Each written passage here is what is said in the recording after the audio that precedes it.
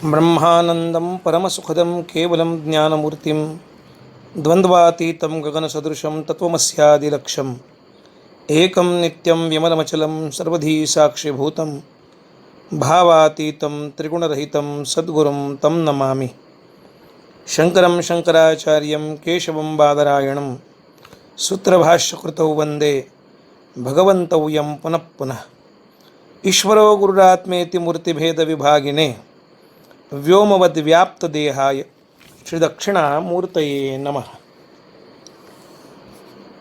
मावळवीत विश्वाभासु नवल उदयला चंडांशु तो अद्वयाब्जिनी विकासू वंदू आता। तसं ज्ञानेश्वरीच्या 16व्या अध्यायाच्या विवरणात अगदी आरंभी ज्ञानोबारायांनी आपल्या श्रीगुरूंना वंदन केलं आहे। ते वंदन जसंच्या तसं भगवतपूज्यपाद श्री आचार्यांच्या बाबतीत केलं आहे की काय असं वाटावं, असं आचार्यांचं स्वरूप आहे। मुळात आचिनोतीच्या सूत्रार्थम आचार्य स्थापयत्यपि स्वयमप्याचरेद्यस्तु स आचार्य इति स्मृतः।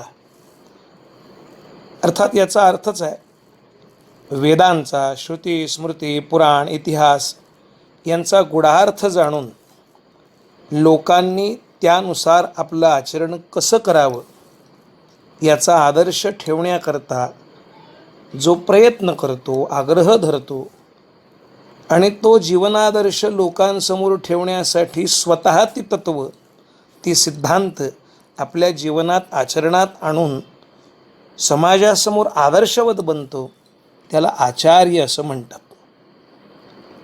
तसं तर ब्रह्मसूत्र जी भगवान वेदव्यासांनी लिहिली आहेत, उपनिषद, श्रीमद भगवद्गीता या प्रस्थानत्रयावर स्वतंत्ररित्या भाष्य करणारे, अर्थात पूर्वाचार्यांपेक्षा विशेष मत प्रतिपादन करणारे असे जे भाष्यकार आहेत त्यांनाही आचार्य असं म्हणतात। श्रीगुरु त्याचप्रमाणे जे वेदाबद्दल, धर्माबद्दल, कुलपरंपरेबाबत आग्रही भूमिका घेत आम्हाला मार्गदर्शन करतात, अशा अधिकारी व्यक्तिश्रेष्ठांनाही जसे वेदाचार्य, कुलाचार्य, धर्माचार्य इत्यादी संबोधनानं आचार्य संबोधन लावून गौरवितात। आचार्य या संज्ञेचा विचार वेगवेगळ्या अंगानं करता येईल, पण ज्या पद्धतीनं श्री संत एकनाथ महाराजांनी आचार्यांचं वर्णन एकनाथी भागवताच्या पहिल्या अध्यायात 118व्या ओळीत केलं आहे, त्यामध्ये वर्णन करताना वंदू आचार्य शंकरू जो ग्रंथार्थ विवेक चतरू सारुनी कर्मठतेचा विचारू प्रबोध दिन करू प्रकाशिला असं वर्णन केलं आहे। भगवान जगद्गुरू आद्य शंकराचार्यांना वंदन करताना नाथरायांनी ग्रंथांचा अर्थ विवेकपूर्वक चातुर्यानं स्वतंत्ररित्या करणारे, अर्थात तो करताना कुठेही कर्मठतेचा अभिनिवेश न ठेवता सार्वत्रिक कल्याणाचा, समष्टी कल्याणाचा विचार करणारे आणि त्यासाठी निर्माण झालेली जी कर्मदूषितता आहे ती सारून ज्यांनी तो अंधार घालवला आणि ज्ञानाचा स्पष्ट प्रबोध समस्त जगताला केला, असे दिनकर स्वरूप, मार्तंड स्वरूप असे असणारे, चंडांश स्वरूप असणारे श्री आचार्य आहेत, त्यांना नमस्कार केला आहे। आचार्यांच्या ठिकाणी काही विशेष गुण लागत असतात। श्रोत्रियता, शाब्दे परेच निष्णातता, अशी परनिष्णातता, शब्दाच्याही पलीकडचं, पराच्याही पलीकडचं जे आहे ते ज्ञात असणारे असे, आणि त्याचबरोबर त्यांची ब्रह्मनिष्ठा ती सुद्धा परिपक्व लागते। श्रीमद आद्यशंकराच्या ठिकाणी श्रीमद भगवद्गीतेचा अर्थ त्याचं वर्म सांगण्याकरता लागणारी श्रोत्रियता आहे, ज्ञानप्रबोधाकरता लागणारी परनिष्णातता आहे. आणि त्यामुळे या उभय गुणांच्या परिणामी त्यांच्यासारखेच जे जगत्कल्याणाकरता अवतरित झालेले आहेत अशा महात्म्यांनाही त्यांची ती अधिकार योग्यता जाणवते, अशी व्यापक ब्रह्मत्व स्थितीसुद्धा आचार्यांच्या ठिकाणी आहे. आणि त्यामुळे आचार्य हे श्रोत्रिय, ब्रह्मनिष्ठ, शाब्दे परेच निष्णात असे असणारे जगदोपदेशक श्रीगुरू आहेत, जगद्गुरू आहेत. म्हणून जगद्गुरू श्रीमद आद्य शंकराचार्यांच्या बाबतीत त्यांचा डिंडीम हा या जगात स्वतंत्ररित्या स्थापित झालेला आहे. स्वतः आचार्यांनी त्यांचे आजे गुरु श्री गौडपादाचार्य, ज्यांनी आपल्या मांडुक्य कारिकादिक ग्रंथातून अद्वैत सिद्धांताचा उद्घोष सूचित केला, तो आचार्यांनी या जगात स्थापन केला. प्राचीन वृत्तिकारांच्या टीकातून आलेला जो वेदाला किंवा श्रुतीला असंमत व विरोधी होता, अशा विचाराचं खंडन केलं. शुद्ध वैदिक वेदांत सिद्धांताच्या स्थापनेकरता त्यासाठी आचार्यांनी व्यासकृत ब्रह्मसूत्रावर, उपनिषदावर व श्रीमद भगवद्गीतेवर स्वतंत्र भाष्य लिहिलं व वेदांताची ही प्रस्थानत्रयी जगाकरता सुलभ केली, प्रकट केली. आचार्यांचं हे भाष्य प्रस्थानत्रयीवरचं इतरांपेक्षा विशिष्ट व सर्व प्रकारच्या तर्क कुतर्क रूपी कलंकाला, चिखलाला संपवणारं भाष्य आहे. भगवती शारदेचं हे सिद्ध रूप, विशुद्ध रूप आहे. आणि हे सर्व विद्वानांनी एकमतानं मान्य केलं आहे. श्रुतिस्मृती पुराणानाम आलयम करुणालयम नमामि भगवत्पादम शंकरम लोकशंकरम असं त्यांचं वर्णन करीत भगवान म्हणून, भाष्यकार म्हणून सर्वांनी गौरव केला आहे. जगद्गुरू आद्य शंकराचार्यांसमोर कोणाही निष्पक्ष तत्वचिंतकाचं मस्तक आदरानं विनम्र होतं व तोही सहजतेनं हात जोडून नमामि तं शंकरमर्चितांघ्रिम असं आचार्यांना वंदन करतो. एवढं श्रीमद शंकराचार्यांचं भव्य, दिव्य, प्रसन्न, गंभीर व उत्तुंग असं व्यक्तिमत्व आहे. आमची संस्कृती विश्वात सर्वात प्राचीन आणि आर्ष संस्कृती आहे. ही संस्कृती आमच्या त्रिकालदर्शी असणाऱ्या श्रेष्ठ ऋषी, मुनी, महर्षी यांच्या कृपेतून प्रकट झालेली आहे, ज्यांनी स्वतः अंतर्मुख होऊन स्वतःमध्ये परमात्म्याचं साक्षात्कार प्राप्त केला आणि जे अलक्ष स्वरूप त्यांनी अनुभवलं, पाहिलं, तेच त्यांनी वेद, पुराण, स्मृती, ब्राह्मण ग्रंथ, धर्मसूत्र, उपनिषद यातून प्रकट केला आहे. धर्म हा यातून प्रतिपादित केलेला आहे. मुळात सर्व प्राण्यांच्या ऐहिक आणि अभ्युदय आणि त्याचबरोबर उच्चतर सुख मिळवण्याचं साधनभूत असा धर्म भगवंतानं ही सृष्टी निर्माण करून केला. ततो अभ्युदय निःश्रेयसः हेतू सधर्म अशी त्याची व्याख्या प्रकट झाली. दीर्घकालानं श्रुतिस्मृती पुराणोक्त सांगितलेल्या या धर्माचरणात कार्याकार्य विवेक न राहिल्यानं भ्रष्ट आचाराची वाढ झाली. त्यामुळे ज्ञानोबाराय जसं सांगतात की वेद संपन्न असे ठाई, पण परिणामी कालांतरानं त्याचा अर्थ यथार्थ स्वरूपानं न जाणल्यानं काही लोकांपुरताच त्याचा विचार मर्यादित राहिला. वास्तविक भारत हा धर्मप्राण देश आहे. आमचं अस्तित्व धर्मावरच टिकलेलं आहे. धारयती सधर्म अशी व्याख्या धर्माची केली जाते. तो धर्म आचार विचार यातून प्रकट होतो. आचार प्रभवो धर्मा धर्मस्य प्रभुरच्युतः म्हणून त्या अच्युत स्वरूप असणाऱ्या परमात्म्याचंही प्रतिपादन आम्हाला याद्वारेच केलं गेलं आहे. अर्थात धर्मसूत्र स्मृती निबंध यामधून धर्माचं उत्तरोत्तर विकसित होणारं आणि लोकव्याप्त असं असणारं जे स्वरूप आहे ते त्यांनी प्रतिपादन केलं गेलं आहे. धर्माचरणाच्या करता वेगवेगळ्या प्रकारचं ज्ञान त्रिविध कर्मांचं निष्ठापूर्वक परिपालन आणि त्याचबरोबर श्रद्धा विश्वास असणं अत्यंत आवश्यक आहे. या गुणानेच धर्माचरणानं स्वर्गप्राप्ती किंवा मोक्षप्राप्ती होते असं प्रतिपादन आमच्या पूर्व आचार्यांनी केलं आहे. अनादिकालापासून आलेल्या या धर्माला सनातन धर्म असं म्हटलं आहे.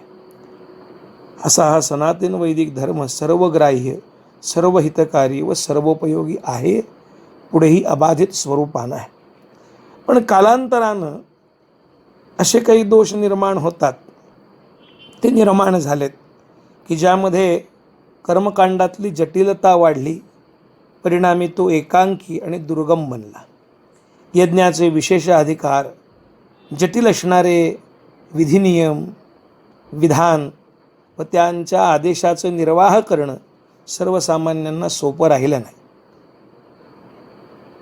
त्याच काळामध्ये अवैदिक असणारे जे संप्रदाय आहेत, जे भौतिकतेला अधिक प्राधान्य देतात, अशा भौतिक विचारधारा आणि दर्शनांना मान्यता देत अनेकानेक मतं व अनेकानेक सिद्धांत हे स्थिरावले वाढले, त्यांचा प्रसार व प्रचार झाला.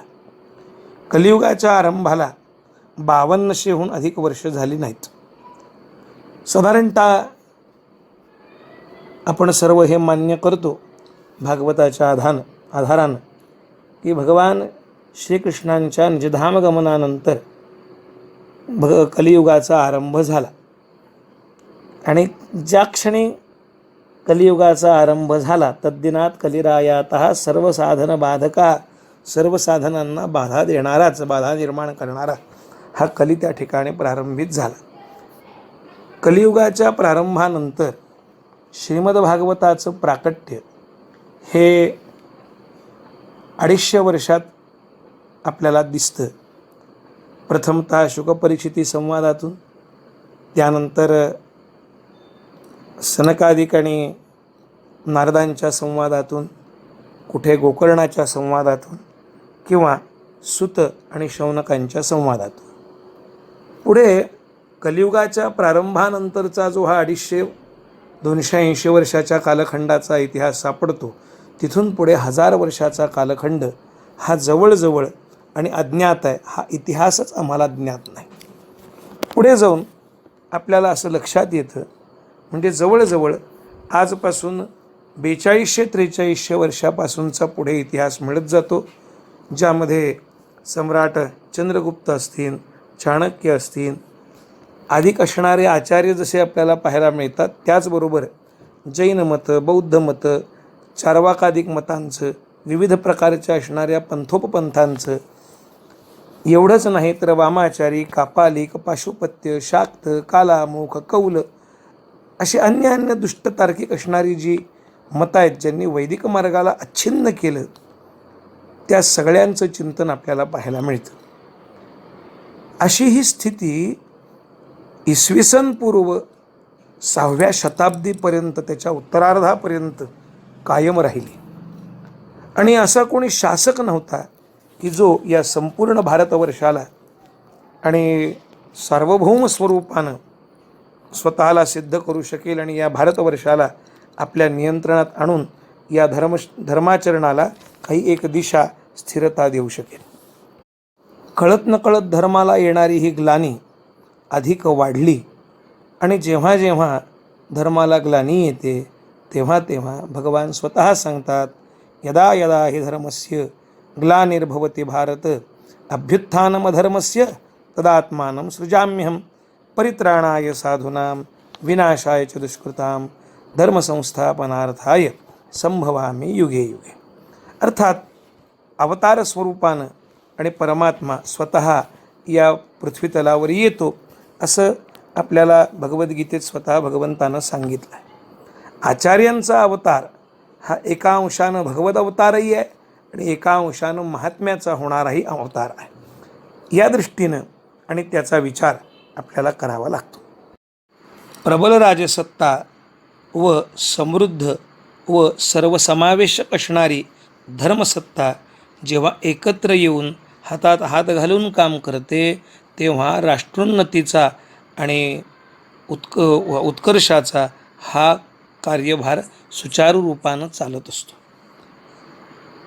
6व्या शतकामध्ये उत्तरार्धापर्यंत अशी स्थिती निर्माण झाली की कोणी सार्वभौम सम्राटही नाही आणि त्याचबरोबर सर्वजण ज्यांचं ऐकतील असा कोणी धर्माचार्य किंवा असा श्रेष्ठ असणारा कोणी महात्माही समोर दिसेना.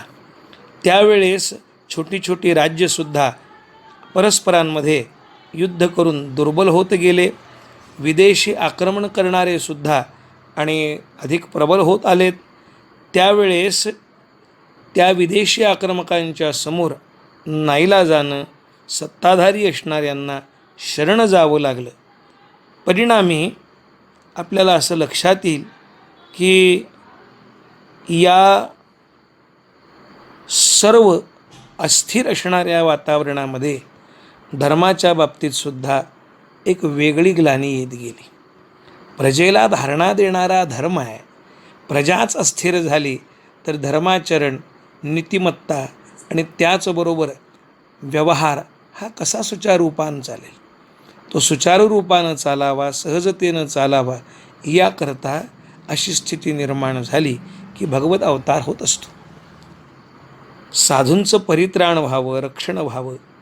परस्परांमध्ये जी मतमतांतरानं निर्माण झालेली स्थिती आहे आणि त्यातून अनिती, अन्याय, वर्गस्वार्थ किंवा आचारभ्रष्टता वाढत असेल, धर्माचं प्रतिनिधित्व करणारे सुद्धा परंपरागत असणाऱ्या त्या प्राकृत ज्ञानाला, तपाला, पवित्रतेला, स्वाध्यायाला, ईश्वरचिंतनाच्या असणाऱ्या, आध्यात्मिक असणाऱ्या त्या परिपाठीला सोडून देऊन केवळ बाह्याचारामध्येच जर मग्न राहिले तर मग अशा वेळेस धर्म कुणाच्या आधारानं वाढेल, धर्म कुणाच्या आधारानं प्रकट होईल हा प्रश्न निर्माण होतो.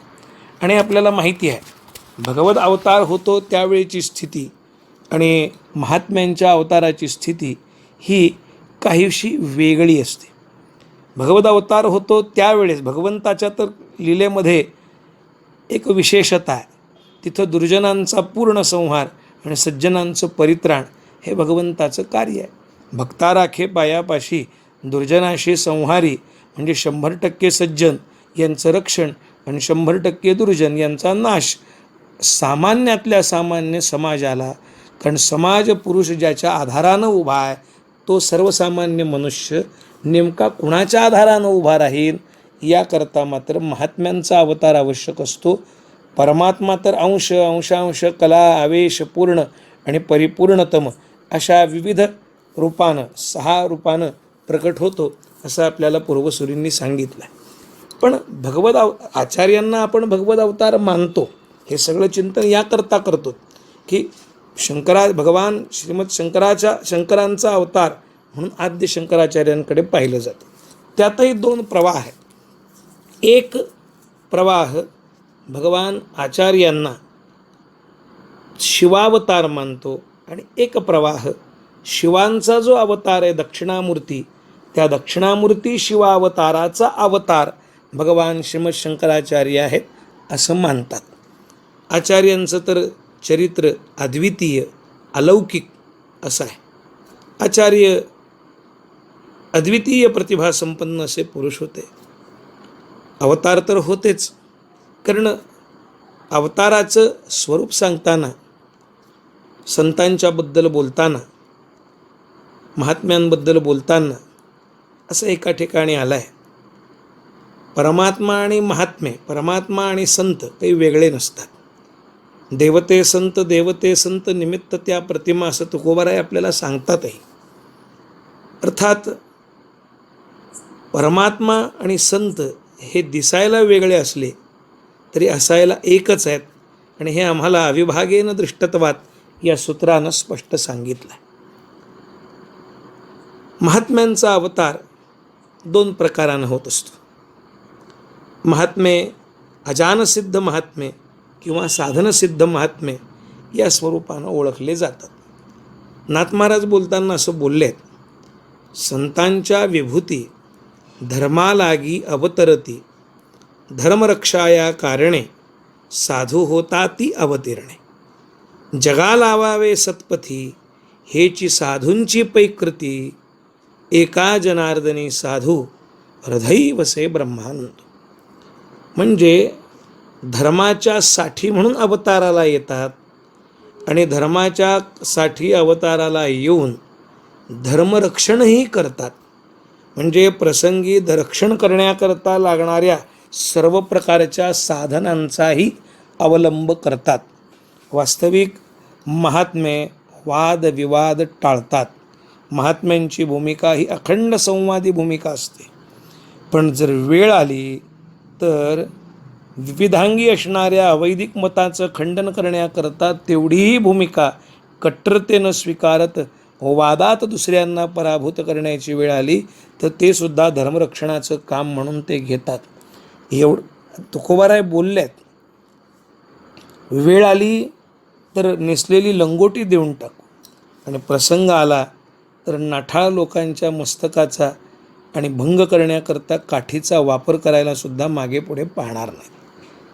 कारण केवळ कोरडा उपदेश हा परिणाम करत नाहीत, तो कृतिशील उपदेश असावा लागतो. संत कृतिशील उपदेश करण्याकरता आणि जगामध्ये प्रसिद्ध आहेत. त्याकरता जगाला सन्मार्गाला लावण्याकरता त्या अनुषंगानं स्वतः त्या मार्गानं चालत जात कृतिशील होऊन जगालाही तसं करण्याकरता महात्मे प्रवृत्त करतात. अवताराची आवश्यकताच त्यांच्याकरता असते. काय होतं, अर्थे लोपली पुराणे नाश केला शब्दज्ञाने, विषयलोभी मने साधनेही बुडविली, असं तुकोबारायांनी प्रतिपादन केलं आहे. कालौघामध्ये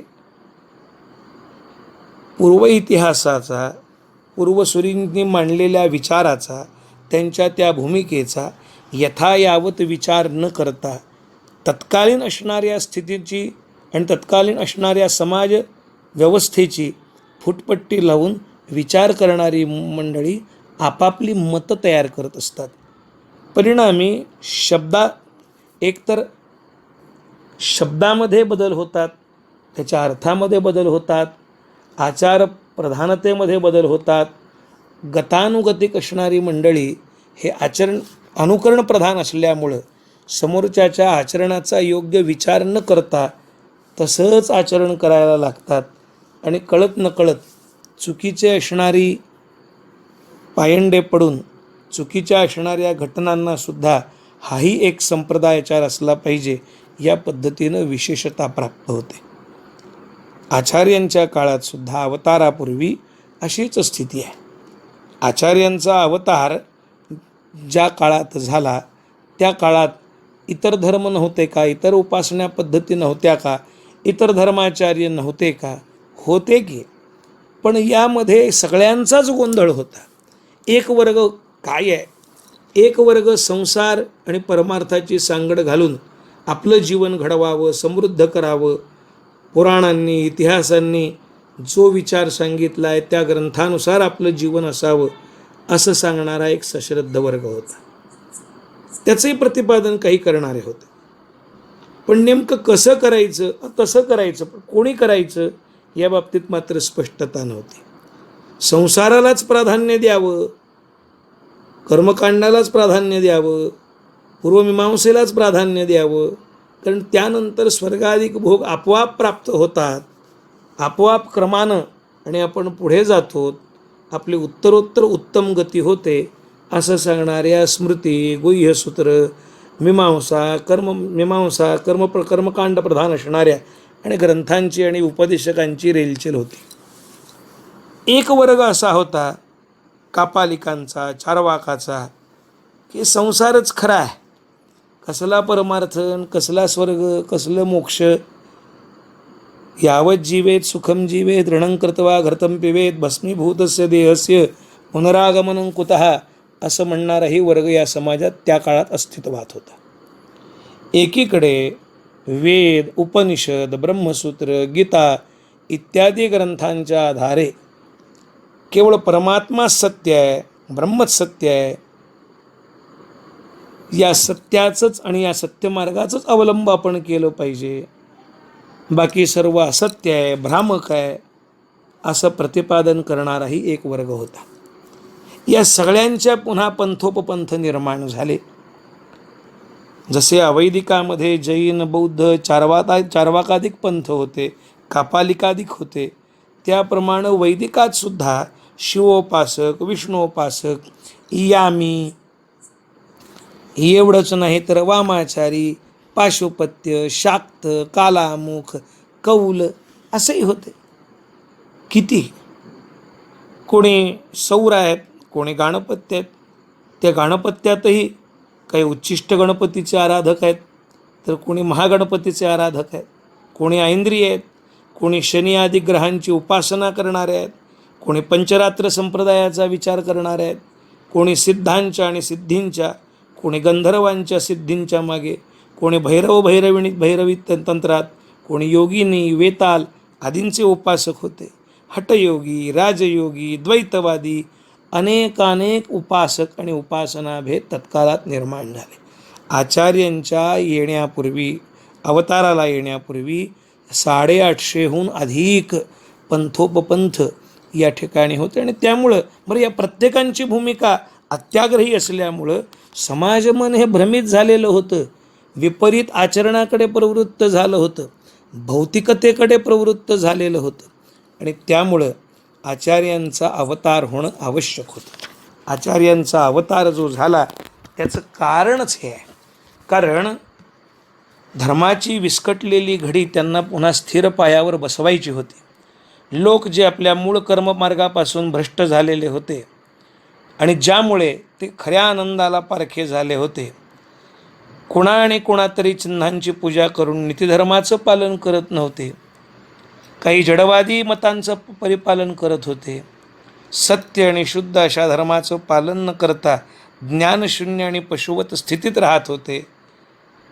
अशा वेळेस जगामध्ये अद्वैत असताना द्वैतमताचा झालेला हा फैलाव थांबवण्याकरता, ही सगळी बजबजपुरी थांबवून पुन्हा सद्धर्माची स्थापना करण्याकरता आचार्यांनी अवतार धारण केला.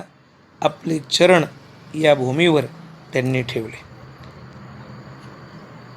प्राणीमात्रांवरची दया हे साधूंचं स्वरूप आहे आणि त्यामुळं या दयेपोटी, या करुणेपोटी आचार्य आणि हे आपल्या या विशेष स्वरूपानं अवतरित झाले.